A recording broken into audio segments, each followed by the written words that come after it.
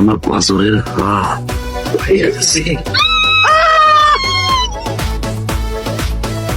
বাবা বিশ্বাস করো এই পোলাটা আমি চিনি না, আমি জীবনে কোনোদিন এই পোলাটা দেখি নাই। বিচার সালিশ বুঝা যাও, বাবা মাইয়া দেখতে আইসো, দেহ মাইয়া পছন্দ হয় কিনা। তুমি বলো তোমাকে দুইজনের এই নষ্টমীর কি বিচার হওয়া উচিত? আমি আর কি কমো, আমি তো একটা কথাই বারবার কইতেছি, আমি এই পোলারে চিনি না চিনি না চিনি না। এই বলা, তুমি তো প্রথম থেকে একটা কথাও কইলা না, কও তোমাকে কি বিচার হওয়া উচিত? কি আর কমু কন, মান সম্মান যেহেতু গেছে, এত বড় বিচার সালিশ বইলো, আর তো লুকোচুরির কিছু নাই। আমাকে বিয়ে দিয়ে দেন। তোমারে আমার ভালো লাগছে। সে বিয়ে করতে রাজি হলে কি আমি রাজি হবো নাকি? এই আপনি কি কইলেন? আমি তো আপনার বিয়ে করবো না, মগের বলক পাইছে আপনি বলে। আর তাক হাজার কবি যদি ভালোবাসার মানুষে হারাইয়া কবিতা লিখতে পারে, সাহিত্যিক যদি ভালোবাসার মানুষে হারাইয়া সাহিত্য লিখতে পারে, আমিও না হয় বাকি জীবনটা এমনি কাটাইলাম।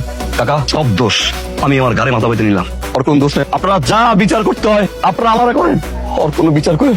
আজ থেকে 17 বছর আগে এইরকম একটা জনসম্মুখে ওই আকলিমা আমার থিয়া চলে গেছিল, সবার সামনে অস্বীকার করছিল। এই দুঃখে কোনোদিন বিয়া করি নাই। ওই দিন আমার সাথে কেউ ছিল না, কিন্তু আজ তোমার লগে এই সাইফুল আছে, লোকমান মিয়া। তোমার মাইয়া যদি কারো ঘরে যায়, এই পোলার ঘরেই যাইবো। আলহামদুলিল্লাহ। তুই জানোস তোর জামাই জামাই পিছে পিছে ঘুরতো? এই কথায় কথায় তুমি জামাই জামাই করস কেন? এখন বিয়ে হয়েছে আমাদের? আরে হইলো তো, বিয়া তো হইবই। ওই দিন পুকুর পরে হাই আমার লেগে গেছিল, আমি সাবান আনতে গেছিলাম, তখনই হাই ডুব দিছে আর তোরে জড়ায় ধরছে। আমার মনে হয় কি আমার থেকে তোরে বেশি পছন্দ করছে, এই জন্য আর কিছু কয় নাই। তো এই কথাটা তুই এখন এসে আমার কইতেছস? এত কিছু ঘটে যাওয়ার পরে এখন কইতেছস? মা আসসালামু আলাইকুম। আম্মা আম্মা কেমন আছি? এত বাজার কেন? কি একটা প্রশ্ন করলো? বলবো মেম্বার মাইয়াকে আমি আপনার কি এলাকার জানাতন সম্মান, এলাকার এমন কোন মানুষ নাই যে আপনারা না চেনেন, এক নামে চেনে। বলবো মেম্বারের মেয়ে রোজিনা। 30 জন লোকরে জিজ্ঞাসা করছি লোকমান সরকার বাড়ি কোন না, কেউ কইতে পারে না। আমরা শুধু বসবো মেম্বারের মেয়ে রোজিনাকে চিনি। আপনার তো নাম ডাক, আপনার মেয়ের জামাই বাড়িতে আসবে, খালি হাতে আসবো। আম্মা আপনার কোমর ব্যথা না? এই আম্মা এটা আপনি সকালে আর রাত্রে, রাত্রে বিশেষ করে ঘুমানোর সময় এটা কোমরে ইচ্ছে মতো মারতে, আলো আব্বার মাসাজ করতে, ঠিক আছে আম্মা? জানি তুমি শোনো আনছো বুঝলো মেম্বারের মাইয়াটা কে? আমি আপনার সে আগের চেহারা কথা মনে আছে? এলাকায় এমন কোন ছেলে আছে যে আপনার পিছে ঘুরে নাই? এই যে আমার আব্বা, আপনি পিছে ঘুরছেন, আপনি কখন সেই চেহারা আপনার আছে? আপনি বানিয়েছেন কামের বেড়ি।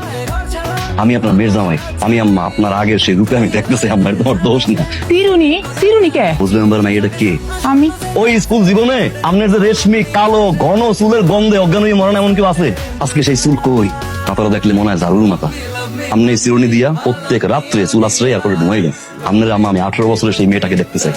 আম্মা কিছু মনে না করলে একটা কথা কই। ও বাবা, রান্নাঘরটা কোন দিকে? রান্নাঘর? আমার যখন যৌবন ছিল আমার বাসায় যে বিয়ের প্রস্তাব আসতো, হাজার হাজার বিয়ের প্রস্তাব আসতো, আমার বাপ তো না করতে করতে পাগল হয়ে যেত।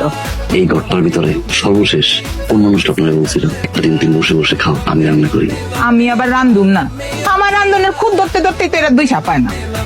কিন্তু আম্মা যে কয়দিন আমি আপনার এই বাড়িতে বেড়াইতাম, আপনি কিন্তু রান্না করে ভুলে আসবেন না। তুমি রান বাবা চান